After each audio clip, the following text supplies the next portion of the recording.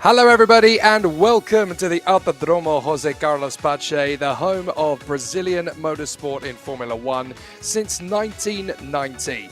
And it's great to be back with you once again to give you one final round of the Porsche Endurance Challenge of Brazil. Ambient temperatures over the circuit, 21 degrees Celsius with a humidity of 72%. There is some potential for rain this weekend, but with this only being a short weekend of today's qualifying session on the Friday and tomorrow's endurance race of 500 kilometers on the Saturday, hopefully it shouldn't give us too many hiccups. But we have some titles to decide over the course of the weekend in each of the individual categories. If you weren't with us on Wednesday, then you won't know the necessary details of what has happened in the Sprint Challenge for what has proven to be the longest weekend in the championship's history. Of course, the championship should have concluded in the Sprint Porsche Carrera Cup and the Porsche Sprint Challenge at the Sao Paulo Grand Prix weekend.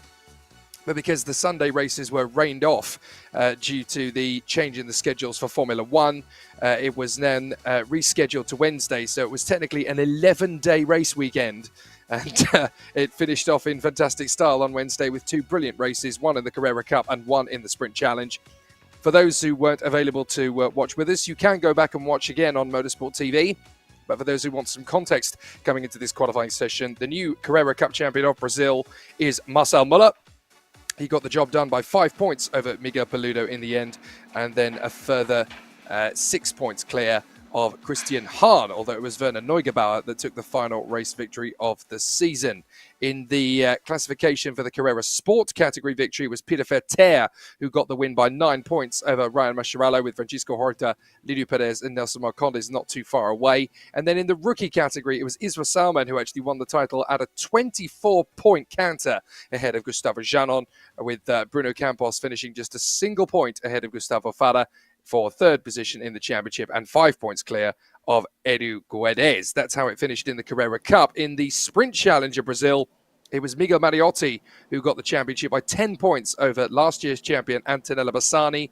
The teenage racer finished her season in second place. Gerson Campos was only 4 points clear of Celio Brasil, and then Caio Chavez was fifth position, 1 point ahead of Seba Malucelli. Incredibly, in the Challenge Sport category, Celio Brasil and Seba Malucelli ended the season in a dead heat of 112 points apiece. But on countback, it was Celio Brasil who became the champion in Challenge Sport. Leonardo Herrmann was only 3 points behind them in the championship fight, and Caio Chavez was only a further 2 points back from the three of them. And then in the Challenge Rookie category, well, we knew from the previous round of the championship that Caio Chavez was already the champion. He eventually won the crown by 60 points ahead of Vania Pontes, with a three-way battle for third going right down to the wire. Eric Santos coming up with 98 points, Lucas Locatelli on 97, and Claudio Arena on 95. That's the end of the Porsche Carrera Cup and Sprint Challenge seasons.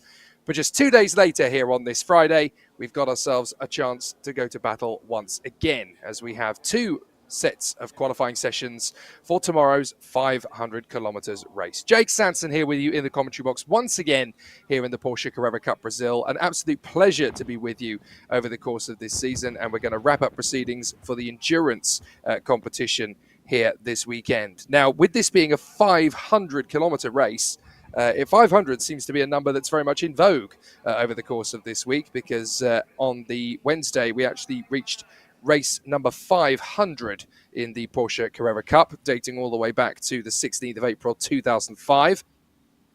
Our Portuguese-speaking reporters are with Marcel Müller, the man who's just become the Porsche Carrera Cup Brazil champion. And obviously, we'll no doubt be able to get a little bit of insight with him as to how things currently stack up going into qualifying. But we have now had a completed 500 Porsche Cup Brazil races over the course of the last 19 years. And so the continuation into the anniversary 20th year taking place next year. But we do need to go through some housekeeping going into this final race of the season. We obviously had some great performances last time out, where we saw Werner Neugebauer and Rubens Barrichello taking the victory in Portugal at Estoril. But it was Marcel Müller and Enzo Elias that came through for the victory last time out in Argentina. And of course, as a result, those two teams are now battling themselves out for the title. with a win apiece and a second place apiece.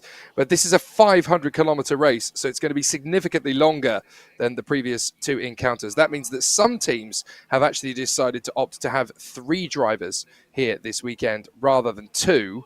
There are, on the majority, it's basically a 50-50 split between 2 and 3 drivers. There is Nelson Piquet Jr., the former Formula E champion, the first ever Formula E champion, in fact, back in the 2014-15 season. Was there in fantastic style a year after that title at Battersea Park in London when he continued to race. Fabulous character as Nelson Piquet Jr., a very mysterious character, and certainly an intriguing one to continue on in the world of Porsche Cup Brasil. He is here as a continuation of his coaching journey. He is racing, of course, this weekend as the second in command, or at least the partner in crime to Rumen Zimkovic, who is still competing in the championship. But we should talk you through the runners and riders for this weekend while the first qualifying session is being prepared. It's Q1 for S1, the Carrera Cup drivers. Of course, the Carrera drivers will then be joined by the Sprint Challenge drivers a short while after that.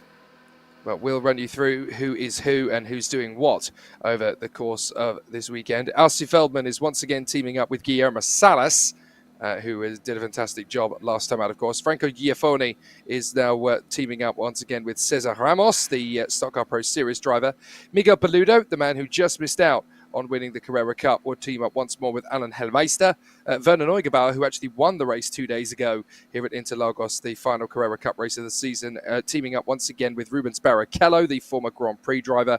And then there's a 3-man team with Rodrigo Melo, Thiago Camilo, and Caio Chavez, the new rookie champion in the Porsche Carrera Cup Sprint Challenge.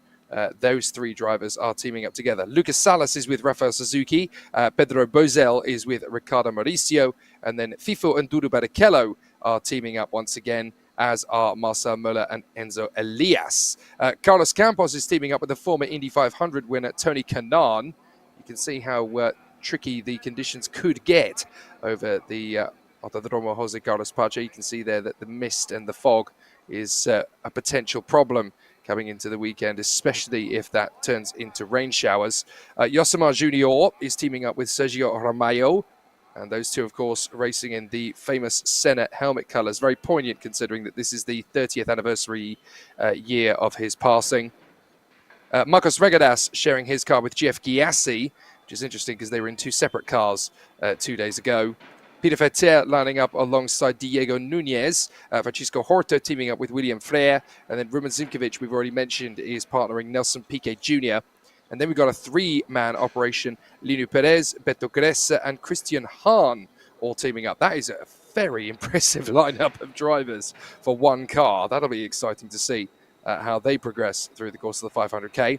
Marco Pisani is teaming up with Renan Guerra as we join forces on the starting grid there, just trying to make out. I think it's Lucas Salas that is being interviewed there by our Portuguese reporter. Leonardo Sanchez teaming up with Attila Abreu, formerly of the Stock Car Pro Series. Well, still continuing in his journey in Stock Car Pro Series, I should say.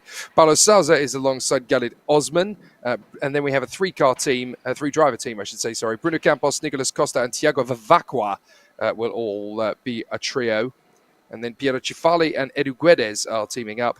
Another big trio. We've got Eduardo Menossi, Caio Collet, and Pedro Piquet. That is one serious lineup for one car. And then we have another trio in Nelson Monteiro, Ramon Alcaraz, and Matteo Moro.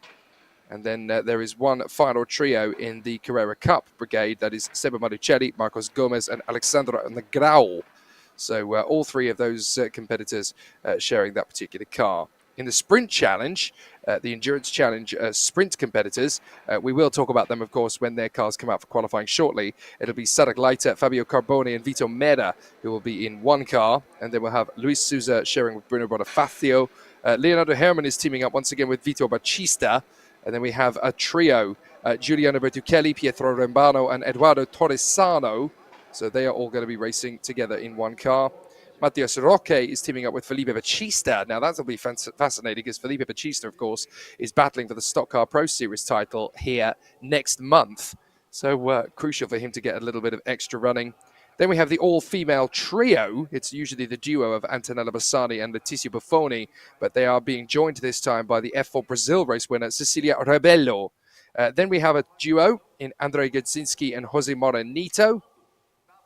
And then we have Luis Landi, Tom Filio, and Bruno Javier all sharing one car, as well as having Eric Santos team up with Gabriel Robe and Alcivel Benito teaming up with Gabriel Casagrancha. That is a really serious pair to watch out for the victory, at least in the sprint category competitors. There is Tony Kanaan, the former Indy 500 winner, and of course now masterminding the McLaren operation in IndyCar. There is another trio to talk about. That's Claudio Reina, Joao Gonçalves, and Dijao Soares. And then the last trio in the mix will be Iago Garcia, Thiago Gonçalves, and Miguel Cayetano. And that is every single team that is going to be registering in this final weekend. We should point out that there are no teams championships in Carrera Cup. So it's going to be an interesting battle for all of the contenders as they duel away for position. But we are going to see a really exciting pair of qualifying sessions in the Carrera classes, 20 minutes each, of course, and then that will be preceded by another pair of 20-minute sessions, and they will be for the Sprint Challenge. Now, of course, not every driver is going to go out for qualifying. They have to nominate, in the case of the trios, which two drivers are doing the two sessions. Now, my guess, particularly in the female lineup, is that Letizia Buffoni is not going to be driving in qualifying on this occasion, largely because she's just done her qualifying session in the Sprint Trophy, which is the race that precedes this one. Sadly, no English coverage of the Sprint Trophy in 2024. Potential, of course, for 2025, as always. But Letizia Buffoni has just done her qualifying session in that, so I would not at all be surprised if the squad decides to put Antonella Bassani in the car for session 1, and then for session 2, they could well hand the keys over to Cecilia Rebello, who will be in the Porsche Carrera Cup car for the first time, I do believe. She's been in F4 Brazil all season long and has been a regular race winner. So definitely the right kind of driver to be teaming up with Bassani and Buffoni. But we'll find out all about it as the contenders obviously gear themselves up and get ready for more challenges out on the course.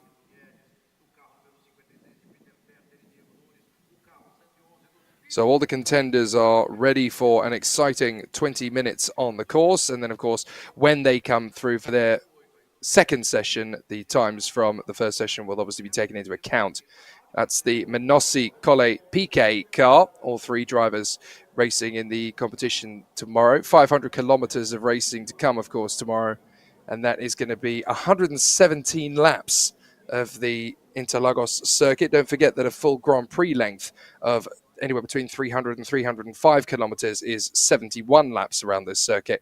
So the 500 kilometers will be 117 laps, or it'll be 4 hours and 15 minutes, depending on which happens first. Most likely, though, based on the weather conditions we've been given, it's likely to run the full 117 laps distance. I don't think the weather is going to cause too many hiccups for people over the course of the race tomorrow. Last couple of drivers just being interviewed in Portuguese, of course. We can't give you the translations, but I'm sure that for those who do speak fluent Portuguese, you'll be able to refer back to the coverage at a later date. Most of the interviews do get posted on the Porsche Cup Brasil social media channels, so do keep an eye on that. But this is the time for the drivers to really start to knuckle down. All those that were out in the cars on Wednesday to get the last race of the season under wraps will definitely be at an advantage coming into this qualifying session, because they will know roughly what the car is doing in conditions fairly similar to this, if not identical to this. So it's definitely going to be something that will benefit them as they continue to move their way forward. Interestingly enough, the driver of the weekend just gone was Christian Hahn. He scored 53 points, which is the longest weekend in Porsche Carrera Cup Brazil history, because it actually technically lasted 11 days that weekend rather than just 2. So Christian Hahn able to get that done. The reason, of course, for those who are thinking, what on earth is he talking about? Why would a weekend last 11 days rather than 2? Well, they were supposed to be on the support package of the Sao Paulo Grand Prix in Formula 1, the race that was so brilliantly won a couple of weeks ago by Max Verstappen. Well, unfortunately, the Porsche Carrera Cup Brasil was meant to be the race just before that on the Sunday, but because qualifying couldn't run on the Saturday afternoon on that Grand Prix weekend, the Porsche Carrera Cup Brasil races were actually postponed so that Formula One could run their qualifying session in that slot and then obviously go on to run the Grand Prix itself, which meant that the Porsche Carrera Cup Brasil races then had to be restaged, and which, of course, they were 2 days ago. So now we go into the Porsche Endurance Challenge Brazil back on schedule. No delays expected. So all of the competitors should head out onto the circuit for their 20 minutes very shortly indeed. I'm not entirely sure why we've got a little bit of a delay in the proceedings, but we certainly shouldn't have such a prominent delay. According to the timetable I've got in front of me, the drivers should have actually headed out onto the circuit for the first Carrera Cup qualifying session at 10 minutes past 4. But of course, I don't think all of the sessions from the Sprint Trophy were actually taken into account when the original timetable was drafted. So we are running a little bit behind schedule as a result of that. Just seeing to the left of your screen there, you might just be able to make out Antonella Bassani that's walking down pit lane. The champion in Sprint Challenge last year and the vice champion this year. A driver that has not had the best of luck in the Endurance Challenge, but then they enjoy the racing as a partnership, her and Letizia Buffoni, and they're not particularly expected to be running at the sharp end. Letizia Buffoni, who of course is more famous for her role with Red Bull in the X Games as a skateboarder.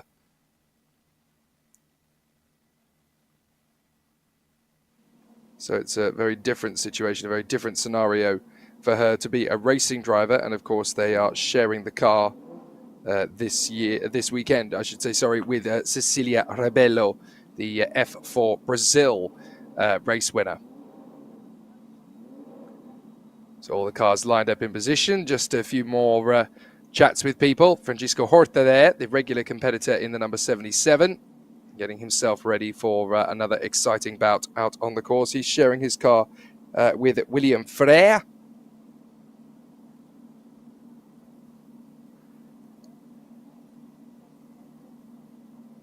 So any moment now, the cars will be sent out on their way then for their first of 2 qualifying sessions. What will happen then essentially is we'll have 2 20-minute sessions for each car, S1, and then it'll be session 2 straight after that, but it's Q1A and then Q1B, or S1 and S2 in the Carrera category first of all, and then we will have the challenge cars that will come out after that again for 2 sessions. Now that means of course that not all 3 of the drivers in qualifying are going to get their time out on the circuit for time qualifying. They will have had some running of course in free practice, which makes them eligible to run. There's Antonella Bassani just saying a quick hello to us as she prepares for action there. Chatting away to the Blau driver, that is Christian Hahn, who is going to be competing in his Challenger in a short while. But all of the drivers getting themselves nicely settled in then, ready for the start of these 2 pairs of qualifying sessions. We've got 2 sessions for Carrera, 2 sessions for Challenge, and hopefully we will get the command very soon indeed, because this is quite a long way behind the original schedule.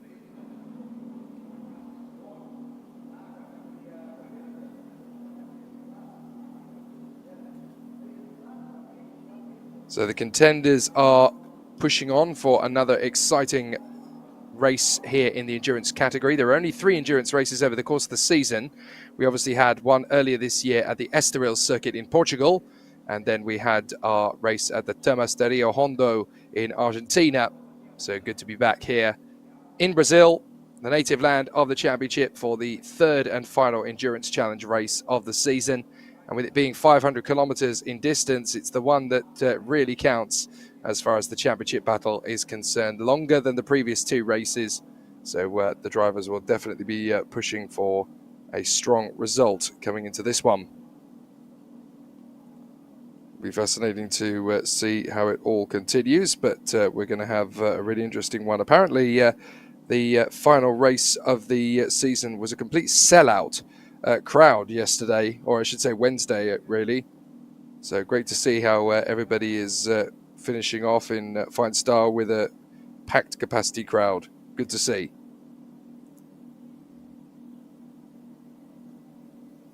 And the enthusiasm and the thirst for Porsche Cup Brasil continues. Just to give you an idea as to how things currently stack up from the practice session earlier today, 45 minutes for each team, of course, to embed themselves in. It was Matthias Roque and Felipe Bautista that set the fastest time amongst the challenge drivers, getting a best time of a 1 minute 35.875 ahead of the Reina Gonçalves Soares trio.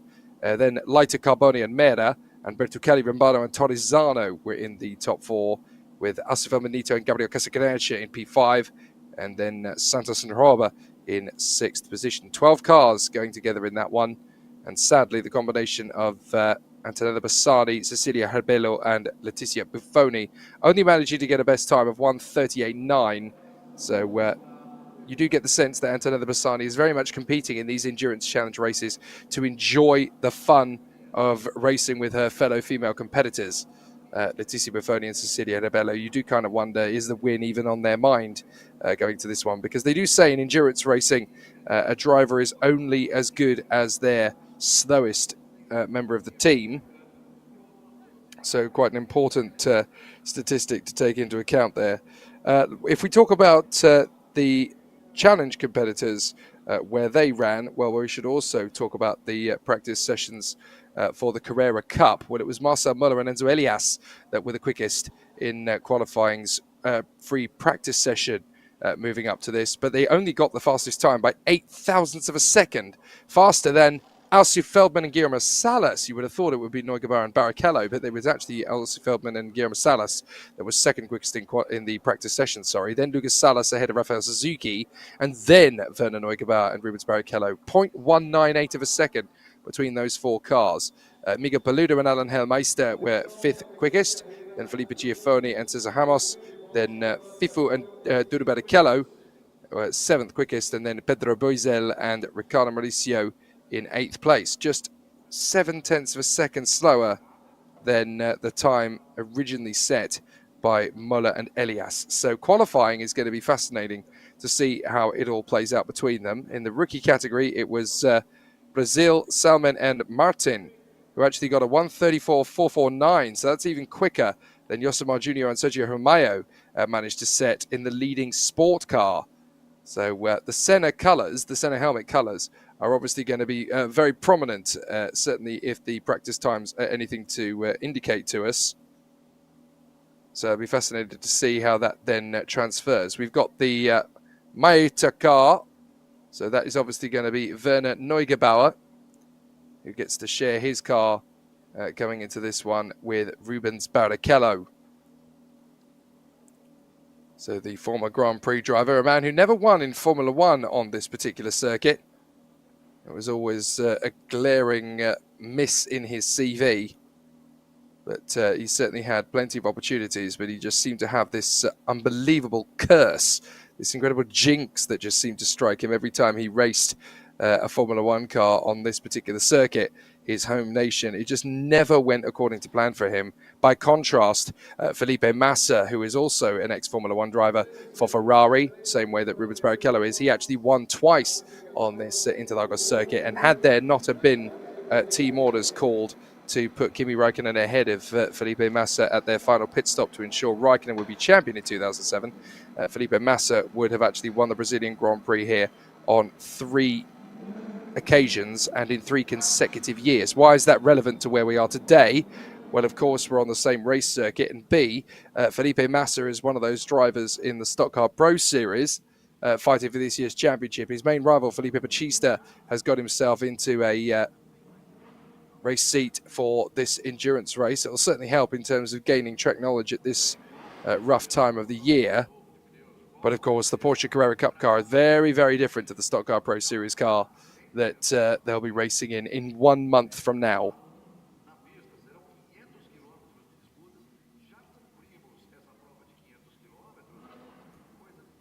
The flags are flying, the competitors are geared up and ready at the end of the pit lane. Hopefully we'll be able to go into action very shortly indeed for the Porsche Endurance Challenge Brazil qualifying session. The build-up is all complete. It'll now be very shortly time to send the cars out onto the circuit. 20 minutes for the 4 sessions that we're about to see. The 2 halves of the Carrera Cup battle, and then of course we will have the 2 halves of the Sprint Challenge competitors. 2 separate grids, but there are 6 classes racing on the track at the same time. As a result of that, 3 in Carrera and 3 in Sprint.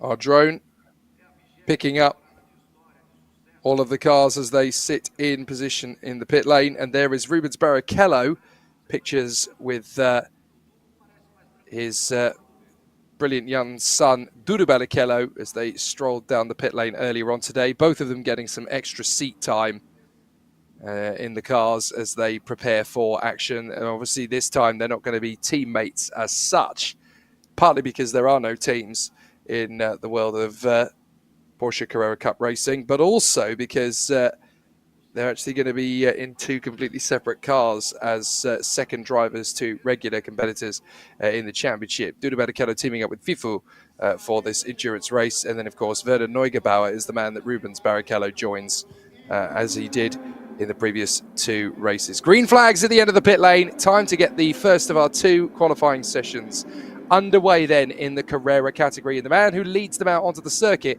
is Yosimar Junior.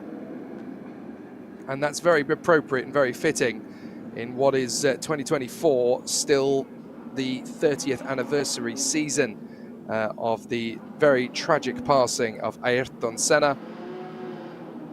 So very unfortunate indeed that we should say goodbye to Ayrton Senna's legacy 30 years on from that tragic passing. But there have been so many tributes over the course of this season in various different guises and in various different forms.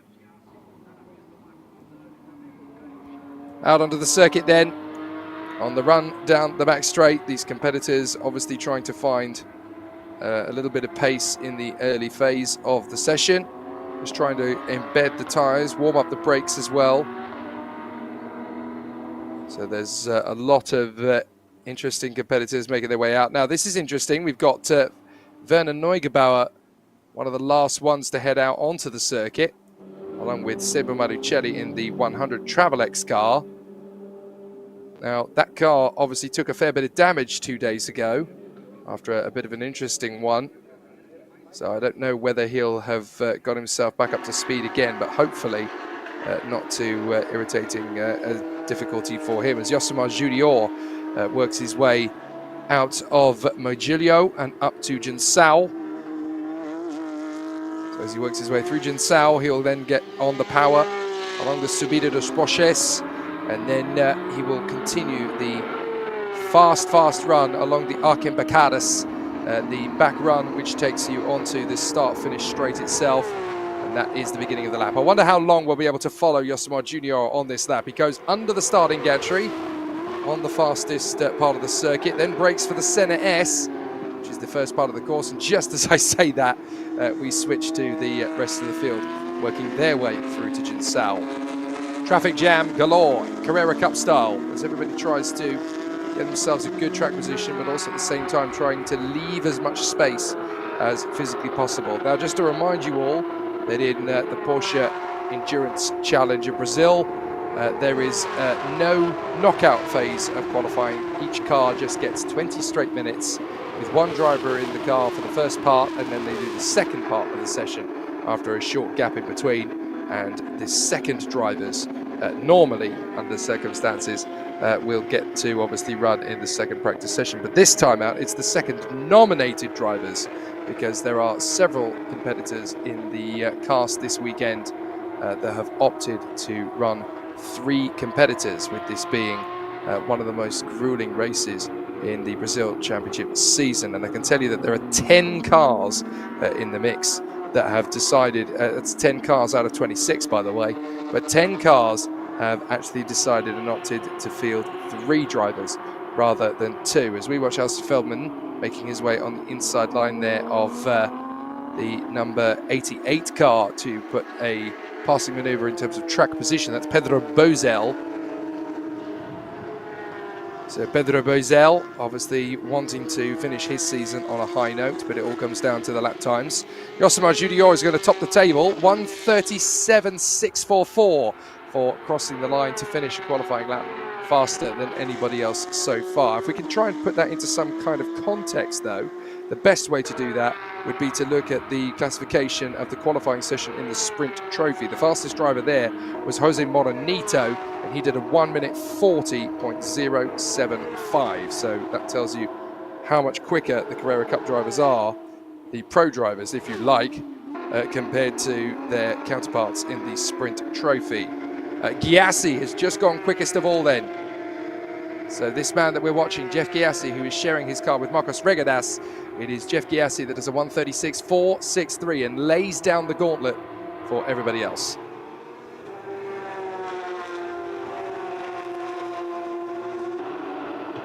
So just over 15 minutes left of the session. Of course, when the time runs down to 0, if the drivers are already on a flying lap, they are allowed to finish it.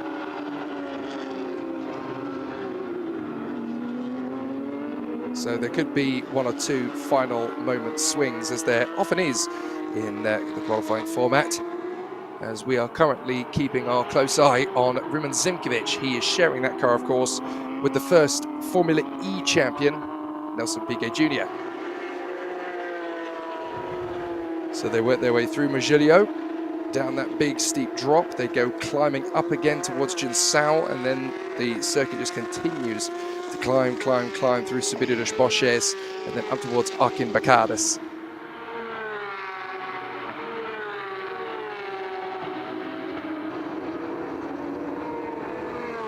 So it looks like we could be getting a pit stop already to change tyres. Rumen Zimkovic decides that there's no point running on the tyres that they're currently on. They need to swap out. They won't swap out drivers yet, of course. They don't do that until we get to the second qualifying session.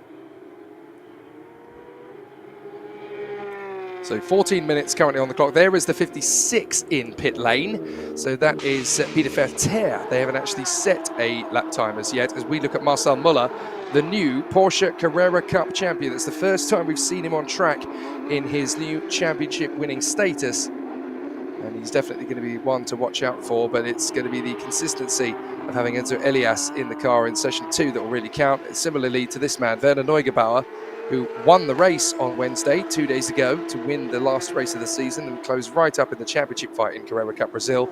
Didn't quite manage to crack the top 3, but certainly has got the ability to do so. And of course, he and Marcel Müller are the 2 most successful drivers in the Endurance Challenge for 2024, with a win and a 2nd place apiece for them and their co-drivers. In the case of Marcel Müller, it is Enzo Elias of the Stock Car Pro Series, and then of course for Werner Neugebauer, he too has a former Stock Car Pro Series champion in his case. I was going to say racer, but it's actually champion in Rubens Barrichello's case, because he's won the title there twice. So it'll be fascinating to see what will actually transpire once these guys start to put these lap times together. Very tricky car to get right at the best of times, these.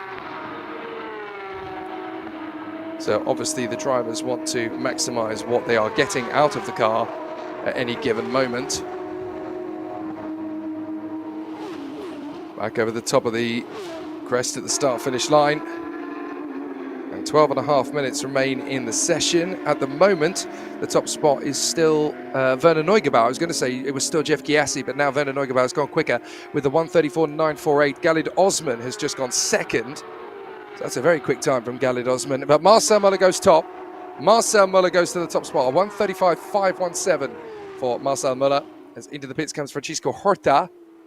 Just saw him peeling off into pit lane to try and make some final adjustments. There are the times on the left of your screen. Marcel Müller has just gone quickest ahead of Werner Neugebauer. No major shocks there as we see the 544, the new champion of the Porsche Carrera Cup, starting to give them a hurry up as Werner Neugebauer really pushes the car there, leaning on the curb. Not quite exceeding track limits, but certainly thinking about it at that point. As the competitors storm their way through. Over the start-finish line will come Werner Neugebauer. What sort of lap time can he do? A 1:34.568. So close to the time set by Marcel Müller. And it really is going to be these two that will quest after the pole position. Now, in the 20-minute session, you can see there that drivers come into the pits. They go up on the jacks, they change their wheels and tyres, and then they go back out for a second go. And do not be too shocked to see pretty much every team in the field doing that over the course of this session and the next one. And I can't even begin to describe really for you the difference in having a one set of tyres on and then coming into the pits and then changing to a fresh set. Once you get out on the circuit, it's in the first 90 seconds or so that you really see the benefit of having those fresh tyres on board. Marcel Müller hugging the pit wall as he comes through. Is that a quicker time? It is, a 1:34.301.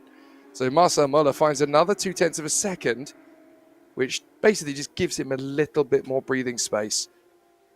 As into the pits comes the driver sharing the number 31 car with Marcos Regadas. That is namely Jeff Gyasi, who was in second position at one stage, has now actually slumped back into P6.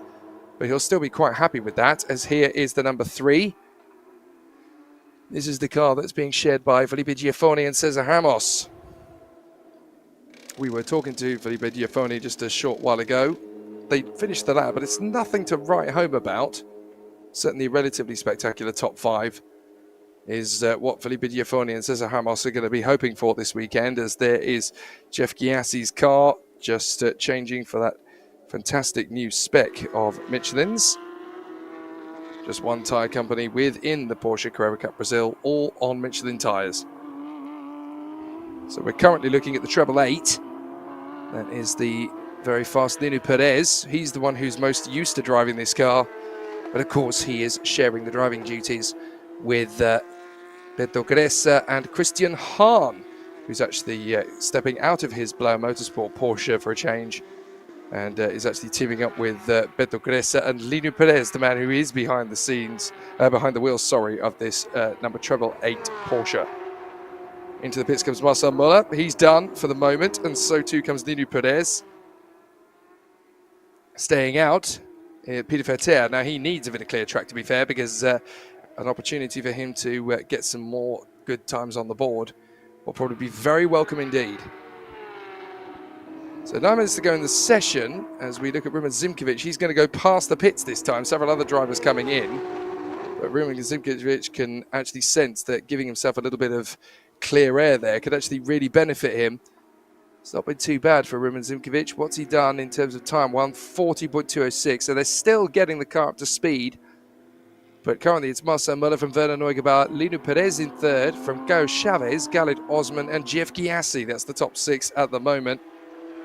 Don't forget that in the second session, those drivers get out of their car and their second nominated driver goes back in. I say second nominated driver because across the 2 classes, we've actually got a fair amount of drivers, and there's, to my knowledge, there are 10 teams in the Carrera Cup categories alone that are opting to go with 3 drivers rather than the regular 2. So over the line comes Miguel Paludo, the man who just narrowly missed out on winning the championship in Carrera Cup this year. Obviously building up to the speed. He's not quite where he wants to be at the moment. It's not Miguel Paludo, my apologies. It's actually Alan Hellmeister who's gone out for this first session. And they've done what all good racing drivers do in the early phase of qualifying when they've got an opportunity to do so. They've put a reasonably quick set of tyres on the car. They've sent him back out there. And hopefully now he'll be able to put in a bit of a showing as the treble 1 came into the pits there. That's the Barrichello twins, Fifu and Dudo.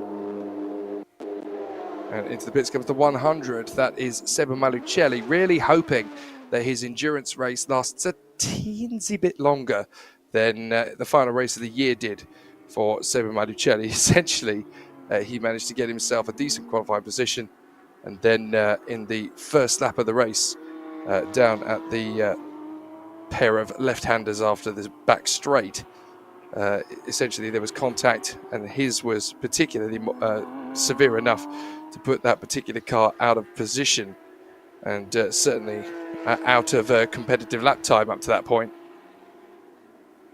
So 6 minutes 45. Here is Alan Helmeister hoping to put himself up the order, and there is the one Porsche, the number 85 car. That is the one that is currently being driven by Eduardo Menossi. I say currently because there's two teammates for him to play with, namely Caio Collet, the former Red Bull youngster, and Pedro Piquet, who is of course part of the famous Piquet family in racing. Bit of a potential hold-up here for Eduardo Menossi. Doesn't look particularly comfortable with being pinched there by a fellow driver. And it is the 33 that is not being particularly helpful. That's Bruno Campos.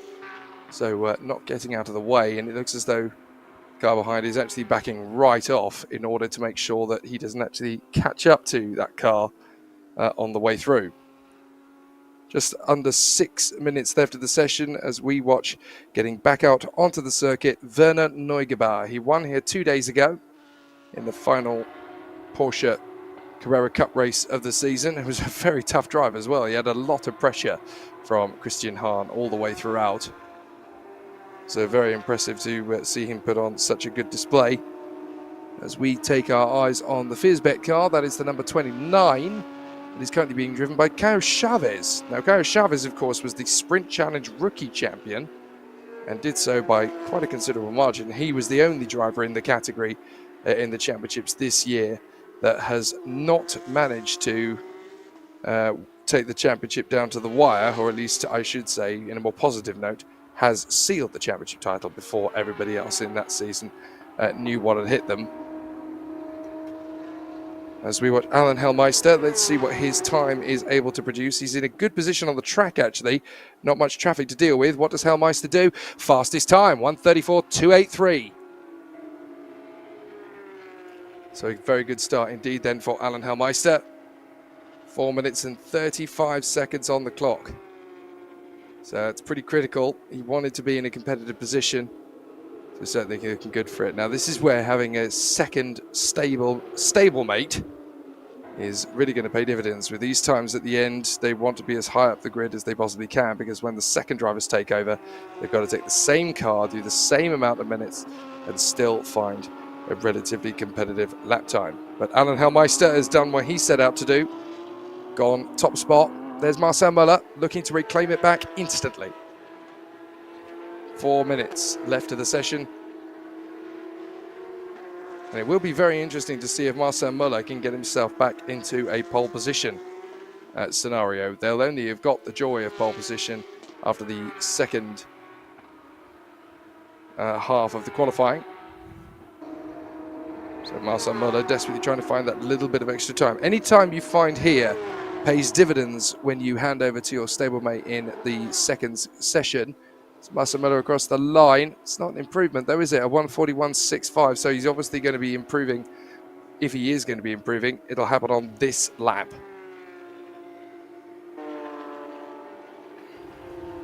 Always good to see as many of the cars as humanly possible. That's Alfred Feldman in the Tag Heuer Porsche. Currently down in 16th. I'm actually surprised that he's not been more on the pace on this particular occasion. Had a bit of a resurgence of late, the Ferrari 296 LM cars. This is definitely one of them as she continues to make that journey and progress as rapidly up through the sport as humanly possible. Diving through to the inside, Elsie Feldman still a little bit too far back. He doesn't want to get too stuck in because he's got that crucial 9 to 10 car lengths between the two cars at the moment. He'll want to try and keep hold of that for as long as humanly possible, because it does help you out. It does give you that little bit of an edge, having that extra tool in the arsenal. Up and over the top, a very rapid moving number 80. That is Roman Zinkovic, along with Ospika Judy, but it's not quite the sort of speed we were hoping to see from him, that's for sure. Bit of a shuffle of the deck as Nino Perez gets a personal best of 1:35.57, but it's not good enough to topple the time set at the very beginning of the session, or it certainly feels like the very beginning of the session now. So everybody out there on a flying lap will get the chance to do one more. Anybody that crosses the line from about now, I would say, is not going to get the chance to go for another flying lap, because of course you've got to get out of the pits, you've got to follow and obey the fuel exit line, and all the pit lane exit line, I should say, and all the rest of it. Or in a minute and a half to go, anybody that's not managed to do that and wants to see the qualifying session back in full, oops.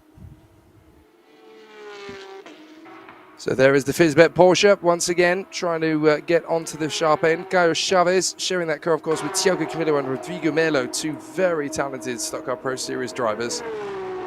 But it's up to him now as he comes over the line. What sort of a lap time can we expect to see from him? Is it much of a jump forward? He remains in P5 behind Jeff Gassi. So Jeff Gassi has come through.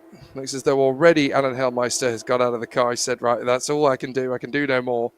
Second drivers are now leaving their timing monitors. They're now leaving the deltas because they're focusing on getting into the car themselves. Now, of course, the pole position comes from the aggregate of the two results. So across the line, those final drivers starting their flying laps take full advantage of the situation. These free gifts don't come along well in motorsport. And of course, in the championship of the Porsche Cup Brasil, 50-50 chance of penalty is actually going to backfire. Pit stop, sorry, is really going to backfire on them. Well, this is going to be the last attempt from Werner Neugebauer to move up forward. He's going to run out of time before he gets to the finish line. So Werner Neugebauer is going to be the first driver in the field to see the checkered flag after 20 minutes, but it's clearly not been an impressive lap from Werner Neugebauer. He bails out of it. He decides that there's no point just ruining the conditions of these tyres any better, especially now that I'm going to put my teammate in the car for the second session. Any major changes? Well, Hellmeister's time of 1:34.126 stands. Moto is now behind Lino Perez, who did a 1:34.277. So very good lap time there from Lino Perez, and that puts them provisional second place as we watch Duro Barrichello coming off the final turn. Now, they are currently languishing down in 12th position, but there could be an opportunity, depending on how tidy that final run was, through Magilio on the way down to Jinsao. Well, it clearly wasn't fast enough because they bailed upon the lap. Well, it's looking very good if you're Alan Hellmeister. He's going to hand his car over to Miguel Peludo in the second session in a very positive frame of mind, as the drivers are wrapping things up from the first session. So for the record then, just to give you an idea of the Leylandii coming into the second session, it is Alan Hellmeister who did a 1:34.126 ahead of Lino Perez, who was just 0.161 seconds behind him. Third, Marcel Miller. Fourth, Werner Neugebauer. And in fifth place, Caio Chavez. Then we've got Jeff Gyasi ahead of Gary Roseman. And then we have Lucas Salas in front of Atzi Feldman and Isra Salmen lining up 10th position on the grid on merit. It's fascinating what getting a championship one does to your self-esteem. So the competitors are back into the pit lane then once again. We've already talked you through the runners and riders in the top 10. It's all provisional, of course. So the competitors still putting on a tight battle as they continue to exacerbate themselves in a strong position. Cherio Brasil, having brought his car out of position, he's now getting himself ready to go out onto the circuit. Of course, what happens now, of course, is that the Carrera drivers get out of their cars, and it's a changeover as Beto Gressa will now get behind the wheel of his car instead of Lino Perez.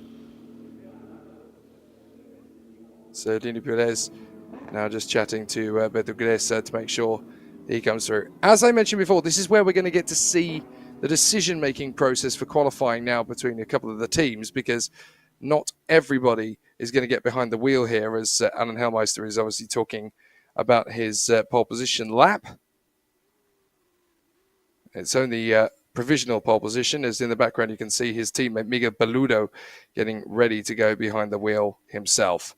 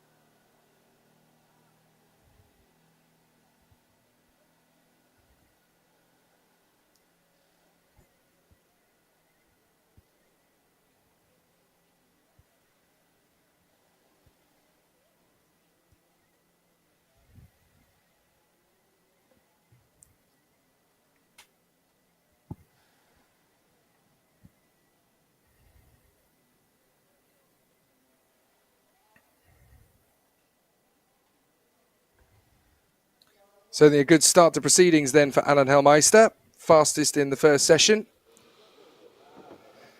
But of course the Carrera Cup cars are ready to go back out again. This time they've got a different driver behind the wheel. Now the question is here, Rodrigo Melo or Thiago Camilo in this particular car, because Carlos Chavez has already done his position. Looks like it's going to be Rodrigo Melo. So Thiago Camilo is obviously going to be there watching on this particular occasion. But the trios don't all get out for their session, as far as I'm aware.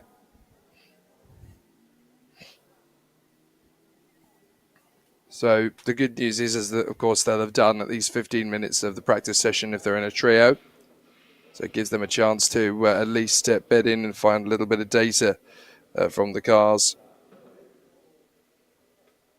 Looks like a couple of setup adjustments there on the rear wing as well. So clearly the downforce levels need to be adjusted slightly going into this second Carrera Cup group.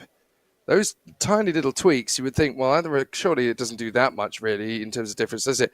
That could be the difference between them starting at the back of the grid and working their way through to the midfield. It's a very interesting scenario for the competitors here. As we get ourselves ready for the second part of qualifying, drivers now working their way to the end of pit lane. Looks like Rubens Barrichello's quite keen to get out on the circuit for this second part of their qualifying session. And that's Rafael Suzuki getting ready to take over for Lucas Salas.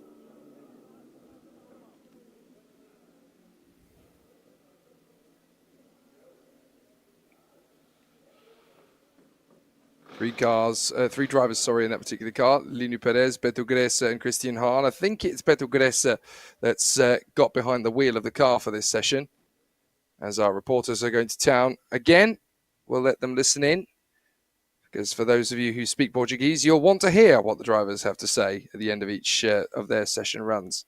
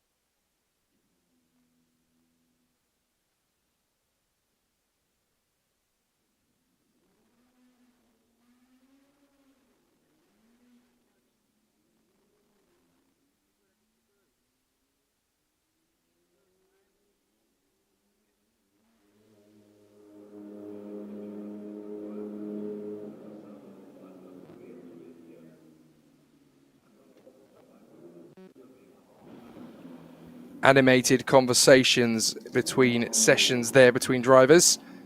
Just trying to find that little bit of extra pace, whether you find it by a quick adjustment to the engine, quick adjustment to the aerodynamic settings of the rear wing.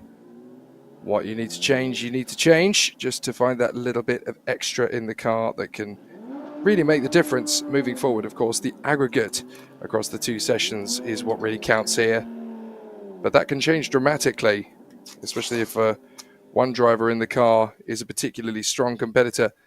The others find it a little bit more difficult to find the pace. Real family community this. Every member of the team gets involved. Every member of every squad has their part to play, be they engineering, be they driver, be they motivational. It all counts. It's all part of the fabric and makeup of this particular category. Rafael Suzuki getting behind the wheel of the Wish Porsche number 70. Rafael Suzuki, of course, a race winner this year in the Stock Car Pro Series of Brazil. Wheel nuts going on. Everything just looks so pristine, doesn't it, in the world of Porsche racing? As that is the number 139 car. We saw Celio Brasil behind the wheel of that a short while ago. And they're going to change things up again with the cars getting ready to go out. So who's going to do what in the second session? Well, apparently it's now going to be a very different combination of competitors.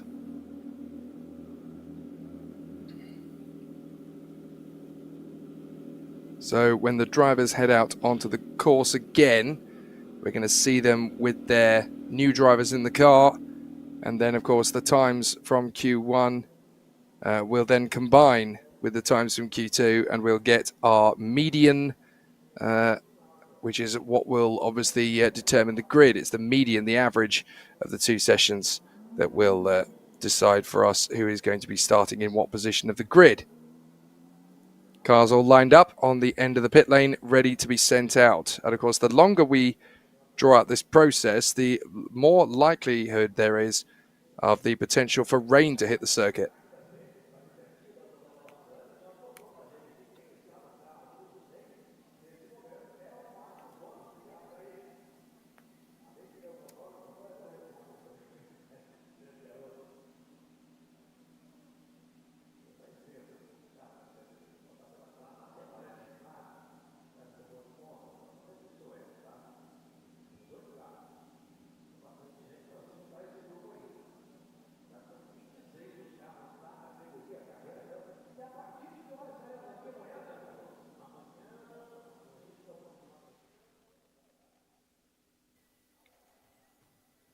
The final race weekend in the Porsche Endurance Challenge of Brazil.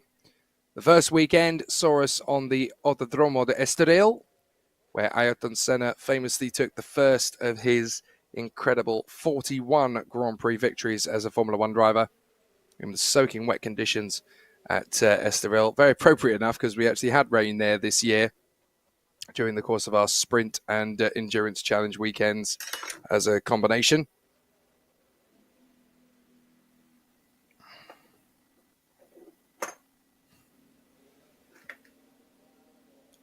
We're just waiting for the command then at the foot of the pit lane for that green flag to fly. Once it does, the drivers can be sent out onto their race circuits again, into their machines for 20 more minutes of qualifying.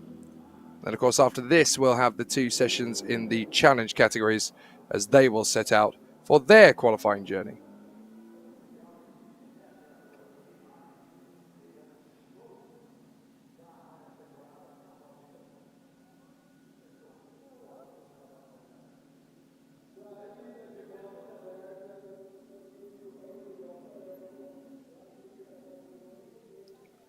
So the green flag flies at the end of the pit lane. 20 minutes begin to count down. And the drivers that have taken over from their teammates now venture out onto the circuit. So that's Thiago Camilo leading out Nelson Piquet Jr. from the pit lane. The yellow and the pink machines, respectfully. Thiago Camilo ahead of Nelson Piquet Jr. Man who finished second, of course, in the German Grand Prix in 2008. As well as competing in FIA Formula E and actually becoming the first ever champion in that particular category. Is Leonardo Sanchez's UBS car ventures out onto the circuit, the number 15 Porsche. As the drivers make their way out onto the circuit one by one.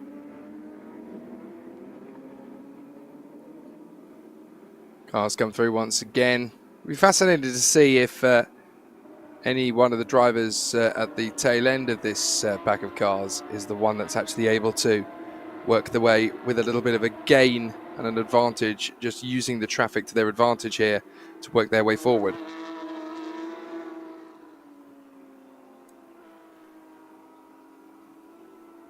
So we are currently looking at Thiago Camilo and Nelson Piquet Jr., two drivers that race consistently in the Stock Car Pro Series now. Very talented drivers in their own right. So now it's just a case of what happens next. Do they calm down their act with each other a bit and focus purely on lap times? It does certainly look that way at the moment.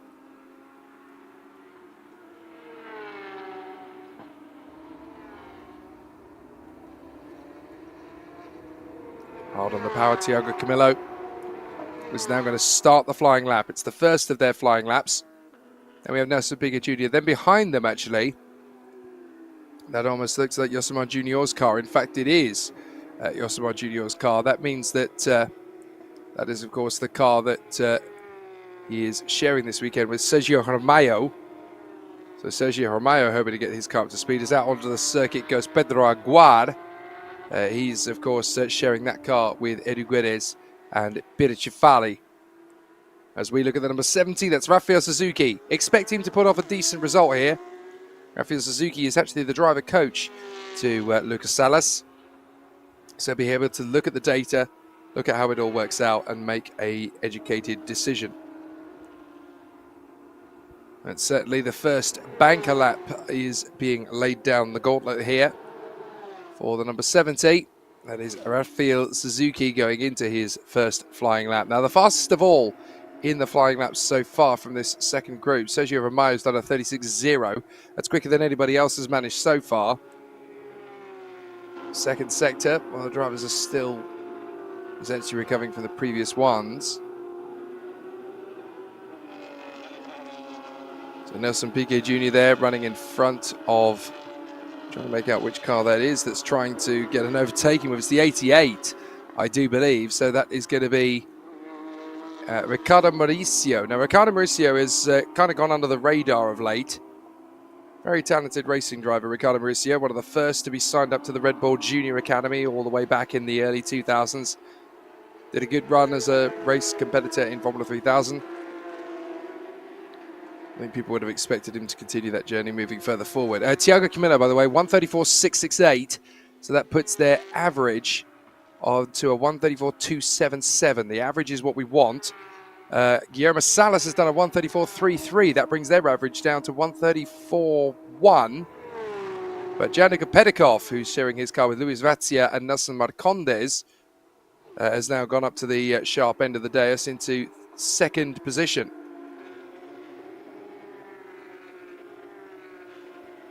And that is a last-minute addition to the lineup there as well, because that's the trio of Pedikov, Vazia and Marcondes. Temptation is very high there to just stick out those two drivers in the mix there, Janica Pedikov and Luis Vazia, but ultimately it's not up to them. As we watch our hard-charging Thiago Camilo trying to go to the top spot and bring down the average across the two sessions.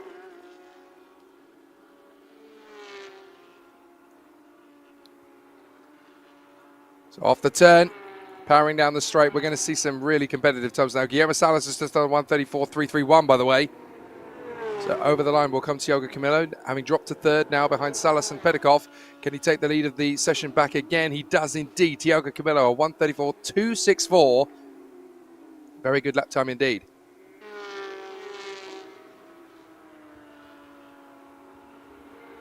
Meanwhile, the continuing adventures of Miguel Peludo. He actually gave the car to Alan Hellmeister for the first qualifying session. Now he's got himself a chance to move his way forward as he comes across the line. What can he do? Well, it's nothing bombastic, is it? It's not quite where I'd expect Miguel Peludo to be. I wonder if the rain is starting to become a threat again, because it's suddenly looking ominously dark in patches around the circuit as we look at Enzo Elias, who of course is sharing that car with the new Porsche Carrera Cup champion. So Enzo Elias hoping that when he gives this Porsche, as he flies past the pit lane, license in order to be strong with the team. Look at the fog in the background in the favelas. This is not easy for anyone to negotiate. Marcel Muller having handed this car over to Enzo Elias. What can Elias do as he comes across the line? Well, he's managed to put the car into third position. So it's good, but it's not great, as Roy Walker probably would have said in years gone by. But a fabulous run off the turn. You can see how misty it's getting, even on the back straight. So as they go through the two Interlagos corners, you really get the sense that this is essentially the Porsche Carrera Cup here is racing against time, or flirting with time, I should say, just to try and make sure that everybody's got an even and fair chance of moving forward. One thing I will say so far from this qualifying session and the one previous to it, did you see a yellow flag? I certainly didn't.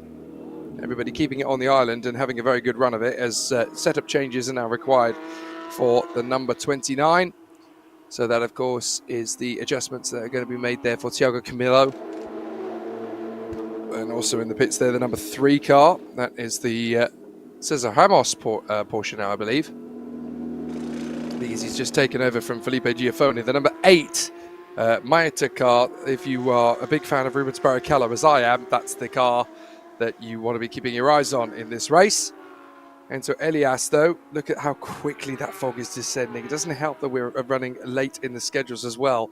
So this could actually present itself a problem now that the sun is going down rather rapidly here at Sao Paulo. We'll just have to see how it all continues to unfold. Never be hasty with your decisions, but never be too brave to go out on a limb either. And that is Martins in the 139 car going to the top spot. So an excellent start in the proceedings then for Messrs. Martins, Salmen and Brasil. And they have already taken a time of a 1:33.7, which drops their median average down to a 1:34.22. Now that actually puts them just a tenth of a second quicker on aggregate on the average marks than Costa, sharing his car with Vivacqua and Bruno Campos. So in the background, you can see Enzo Elias. Now, where is the 5.44? They're currently in 4th position, just a whisker slower than Guillermo Salas. We're going to see a replay of something, though. So this is Enzo Elias. What's he done wrong here? Ooh, gadzooks, he's run wide. So they talk about track limits. The car just completely falls off, and he decides that there's no point fighting this. I need to obviously work hard to get back past him again. So that is pretty much what happens and plays out there. But again, it's one of those situations that can be got rid of very quickly indeed. As we keep an eye down the straight and over the finish line, this is going to be the rapidly competitive Gianluca Pedikov. Oh my word, that fog is getting properly thick now on the main straight, isn't it? And that's going to cause an issue. That could actually stop us from running the second session, because if it gets too thick, then the helicopter, the rescue helicopter that is used here in Porsche Carrera Cup, I should say. Well, I mentioned that particular championship because we're keeping an eye on Diego Nunez, who's been a driver coach for that championship for several years now, for several teams. And obviously keeping an eye on their driver extraordinaire. But yeah, in terms of the sort of the loss of substance thing, it's very difficult when you've got that particular weather condition, because the fog makes it impossible for the medical helicopter to take off. Now, if they can't take off, then people do not have essential safety played out. There is the very, very talented Enzo Elias, who has put that car into provisional pole position. All that it's lasted was a couple of minutes, unfortunately, as they slump back into 4th position once again. Traffic jams getting busy here at Interlagos.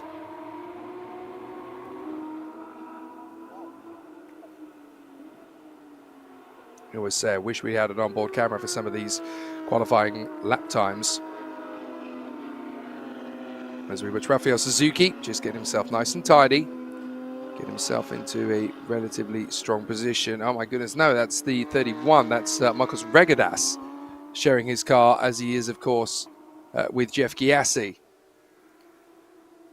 But as you can see, the fog is getting thicker, the sky is getting darker, the weather conditions are not deteriorating yet, but there is a very high chance that they will over the course of this weekend.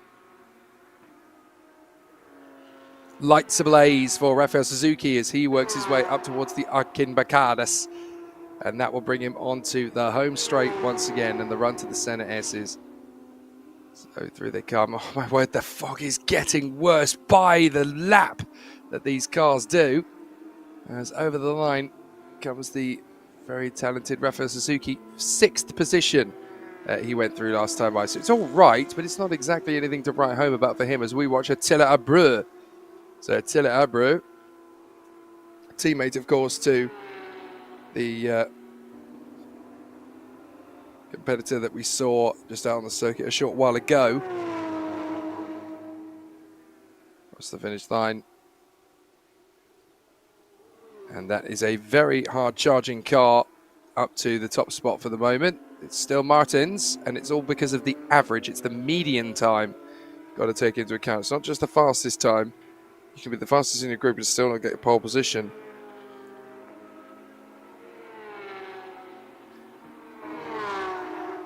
So now, as we can see that the conditions are really starting to deteriorate against the drivers, Rubens Barrichello is going to come through and put a lap time on the chart. Where is that going to put Rubens Barrichello and his teammate?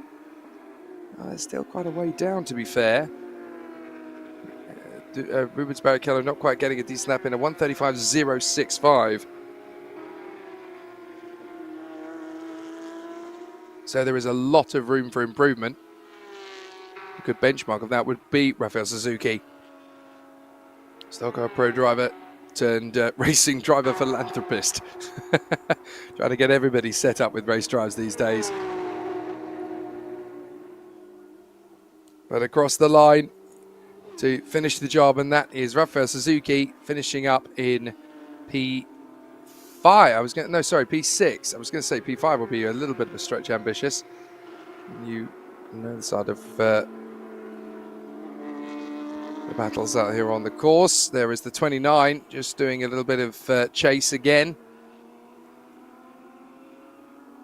It's been a difficult one for everybody, but Thiago Camilo is definitely the kind of person who has brought down the percentages to a certain degree. This is where all those days of coaching, all that reassurance to drivers, this is what you should be doing. Come on, you've got another jump. Look how busy it's getting. The traffic jam really is piling up, and that's because they know that there's only going to be a couple of laps in them maximum before we reach the moon again. Blue flags waving. Now that's a little bit complicated in qualifying, but so far everybody's made it through without too much of a difficulty. Now Yosemite Junior is no longer behind the wheel of the center helmeted paint colours of his particular racing Porsche. The man he shares that honour with, of course, is the man that we heard from not too long ago, still battling away for position, as in comes the treble one.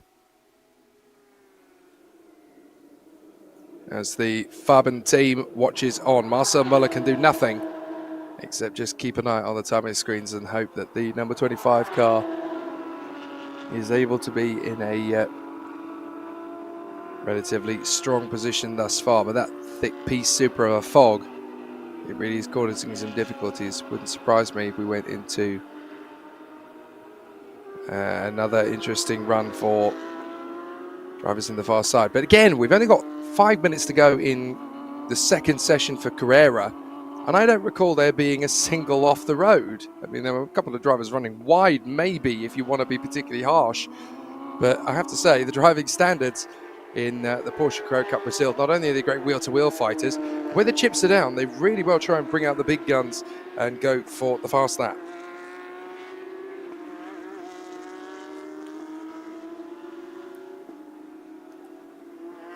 So Alcy Feldman The Tag Heuer Porsche number 1 climbs the ranks. Rujin Sao.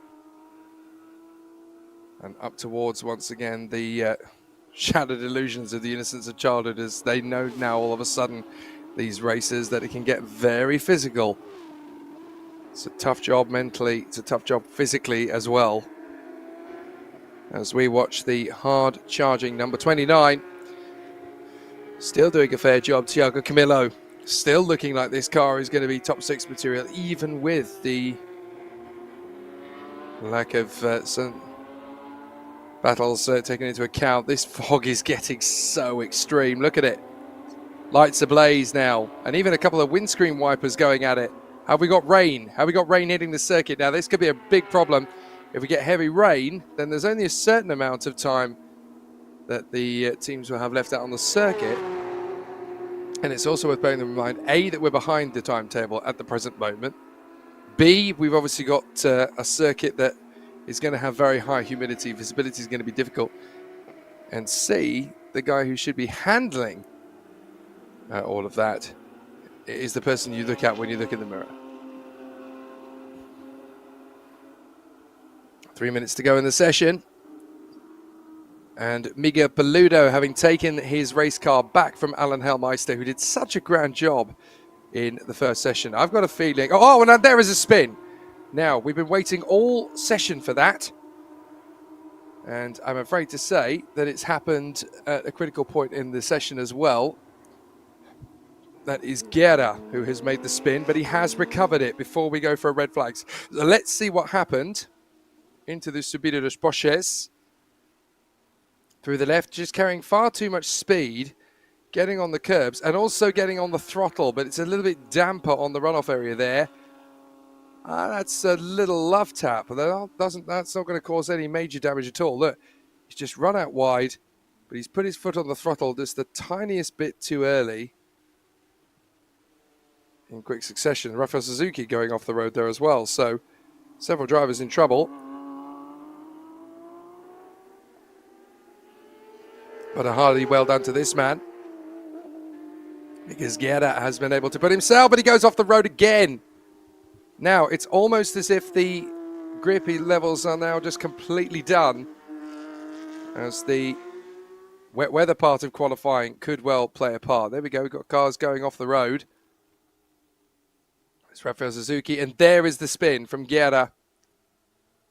Ever so graceful, but crucially, it does pirouette him around. Now, well done to him for keeping the engine running and for making sure that the car can go the further distance, because that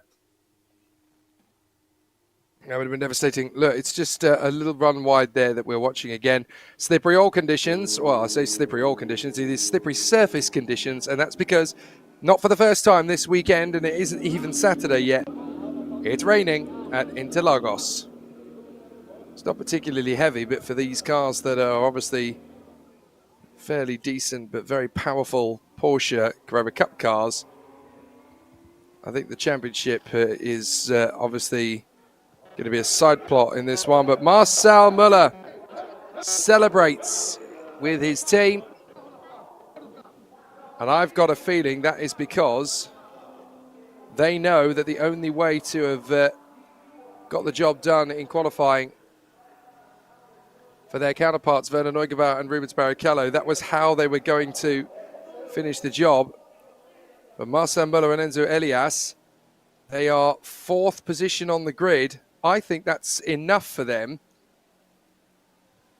You can see there the trophies are handed out at the end of a wet session. There was no way they were going to lose their ground. Let's hear from them in the native Portuguese, of course.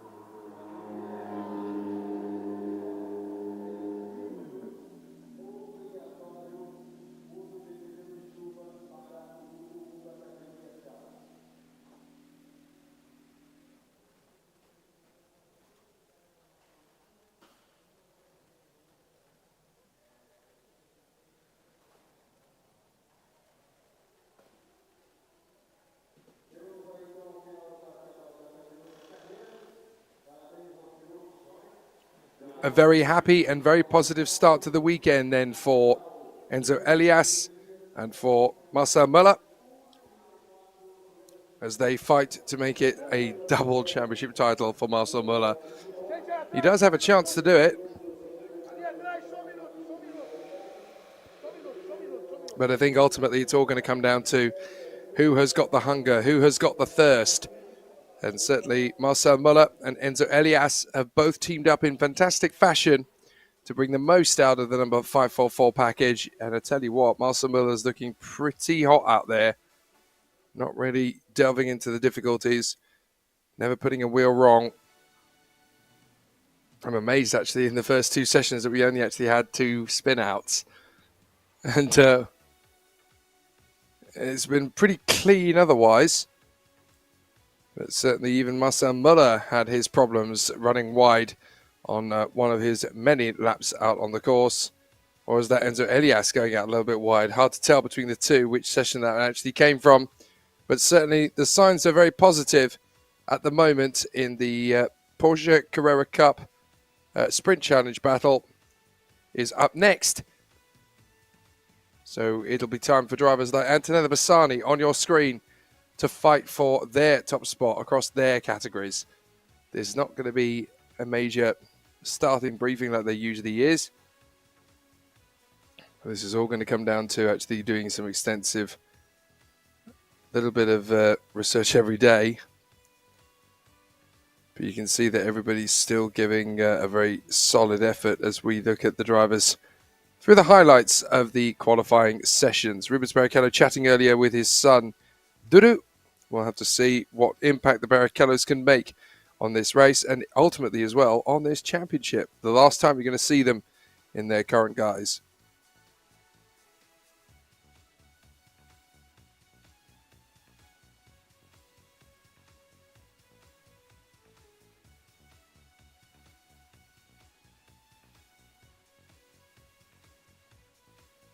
And as you can see, pretty much universally across the board now, the mechanics are starting to understand that the drivers need a little bit more assistance than just being told which way the direction of the circuit goes. So they're obviously working hard to ensure that they've still got a good chance of getting the pole position.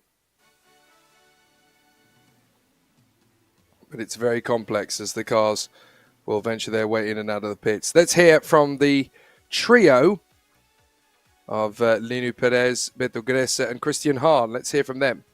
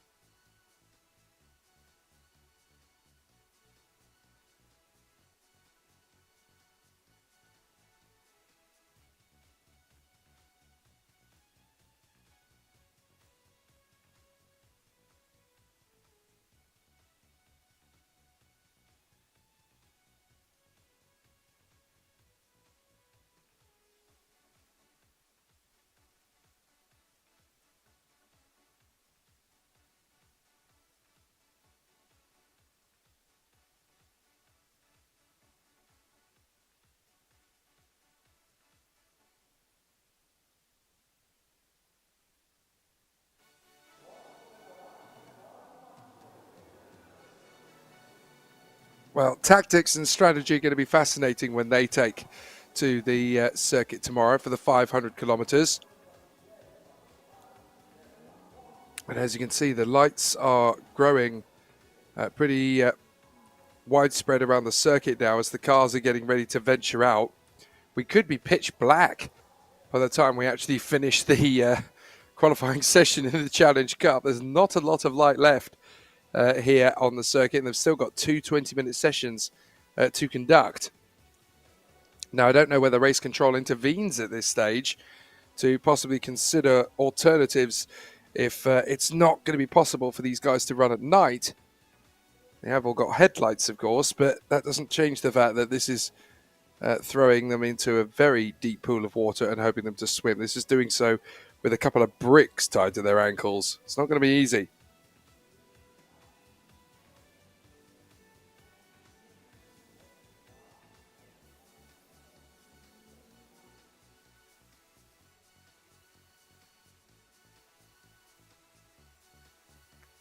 So we're watching a replay then of the number 31 car coming into the pits, but then you'll see that it's just a pit stop montage, just all of the teams getting to grips with changing tyres. They'll have to do so quickly in the race if anybody's got a problem.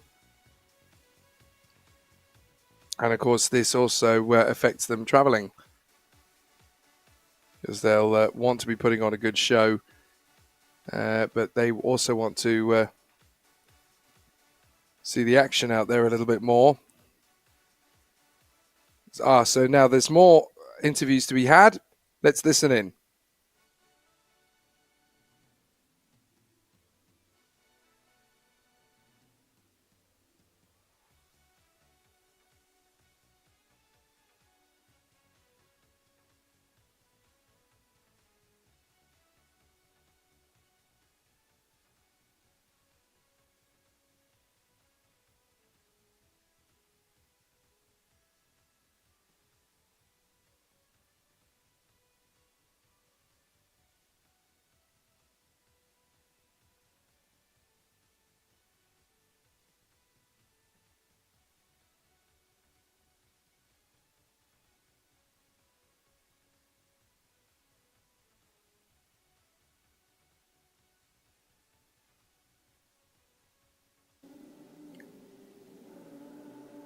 Well, the green flag is flying at the end of the pit lane, so they've obviously deemed that it's okay to send the cars out onto the circuit then for their first of two sessions out on the circuit for 20 minutes.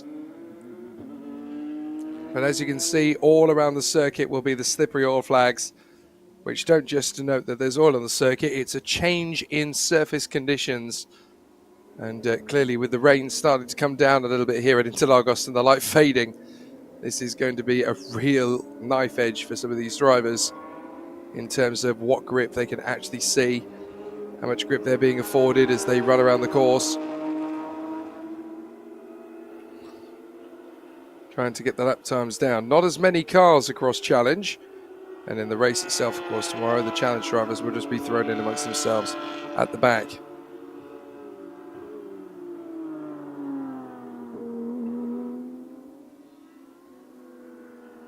So each car just trying to find where the grip levels are now, because when you get a little bit of rain, when you get a little bit of surface moisture on the top of the tarmac, it isn't always a guarantee where you're going to pitch the really fast accident.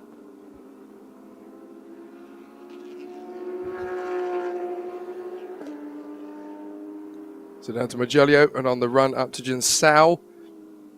Still more fascinating runs there. This is from Gabriel Horber, who is likely to become the Rookie of the Year in the Stock Car Pro Series Brazil. He actually got some podiums earlier on this year.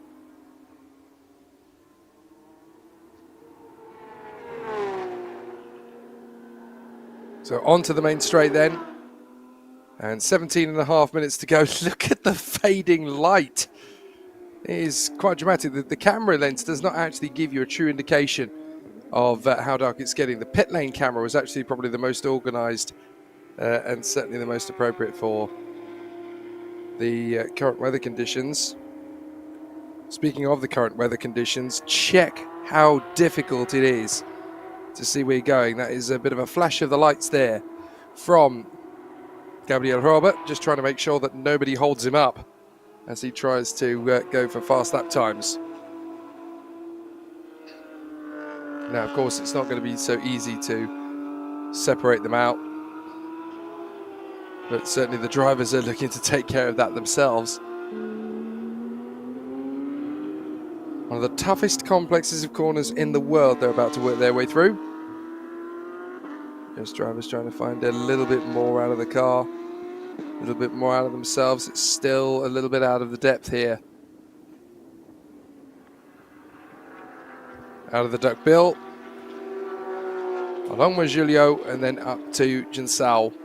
And then it's back on the power all the way through to try and finish off this very amiable session so far. You can see how dark it gets at various points on the course. That was the first real indication, looking over the hills there for the Favola.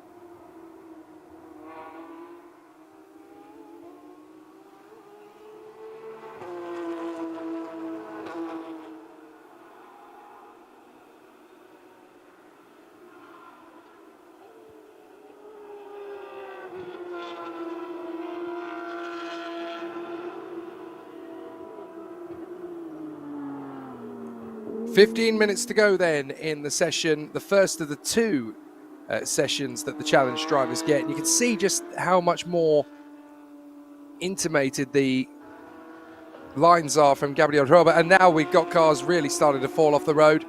That's Bonifacio going off first of all. Number 2 car dropping it.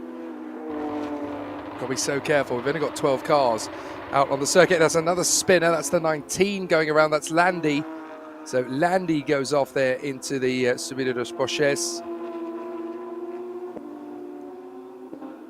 So we've got to be so careful now, because there's going to be several drivers who will think, well, this is not kind of my territory. You do wonder how many cars will actually lose to proper mechanical difficulties as across the line to try and steal that pole position in their category. Gabriel Robert has managed to find a time that's 1.6 seconds quicker than Bonifacio, ahead of Sadek Leiter, and then Leonardo Herman in front of Landy, Roque, Bassani, Kaczynski, Alcifeld Manito, Claudio Reina, and then Gonzalez and Bertuccelli. That's his at the moment, although Bertuccelli has just gone up in behind Andrea Kaczynski. But the conditions really are deteriorating here rapidly. Very foggy, very misty day. The sunlight is fading pretty quickly. And I only think we're just about going to have enough time to get the final qualifying session into the schedule. It's going to be a heavily revised one, I'll tell you that. Sadek Leiter. Third position at the moment on a 1:48.35. Can they do any better as they come across the line this time by Fisichella? Gets on the power.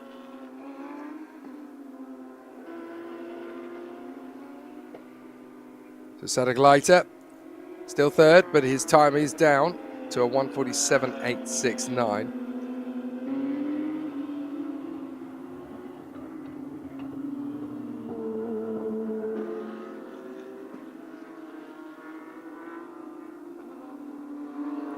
We can see that the windshield wipers are definitely going ablaze now, as Claudio Reina having a bit of an issue there with visibility. I'm not sure we're going to see any faster times then from this particular session. If the rain has hit smack dab in the middle of it, pretty much everybody's got a time under their belt now except for Gonçalves. So there's a genuine chance that Gonçalves may actually start the first race of the new year. As we watch the rain really starting to come down in intensity. That's Bonifacio. This is going to be really tricky now for the drivers. 12 minutes to go in the session, but the rain is coming down heavy in some parts, mild in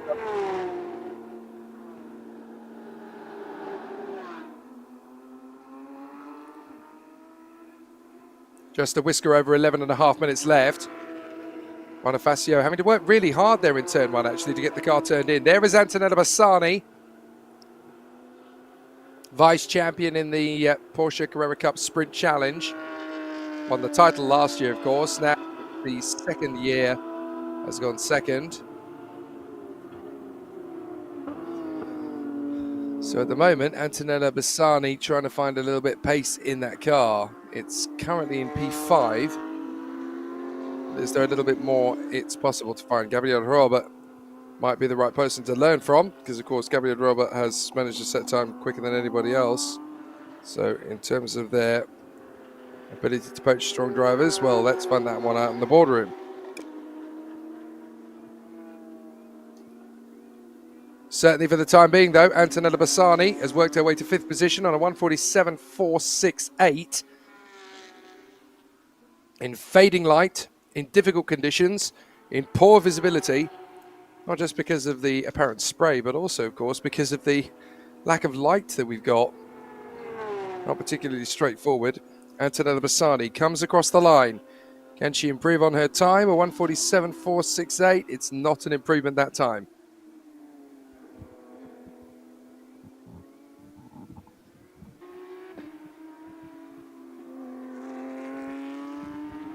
Now, I would suspect that the driver that gets the run in the second session is actually going to be Cecilia Rebello, the Brazilian F4 race winner, as we go into the second half of the first of the 2 sessions for the challenge competitors. Only 12 of them out on circuit, but boy, have they somehow managed to find the traffic in amongst themselves.